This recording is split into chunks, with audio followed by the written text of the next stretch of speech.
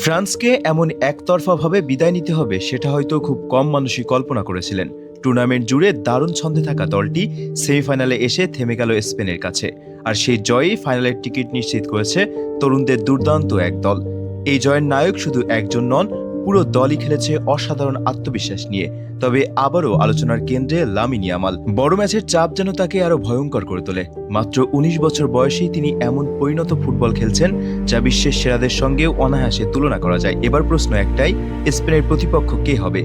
বিশ্ব champion Argentina নাকি ইউরোপের আরেক পরাশক্তি ইংল্যান্ড? একদিকে লিওনেল মেসির অভিজ্ঞতা আর আর্জেন্টিনার জয়ের মানসিকতা, অন্যদিকে জুড বেলিংহাম, হ্যারিকেনদের ইংল্যান্ড, যারা বহুদিনের অপেক্ষার অবসান ঘটিয়ে আবারও বিশ্বকাপ ফাইনালের স্বপ্ন দেখছে। ফুটবল প্রেমীদের চোখ এখন সেমিফাইনালের দ্বিতীয় ম্যাচে, কারণ এই এক ম্যাচই ঠিক করে দিবে বিশ্বকাপের ফাইনালে স্পেনের সামনে দাঁড়াবে কে। কারা খেলবে ফাইনাল? স্পেন বনাম আর্জেন্টিনা নাকি স্পেন বনাম ইংল্যান্ড? উত্তর মিলবে খেলার মাঠে।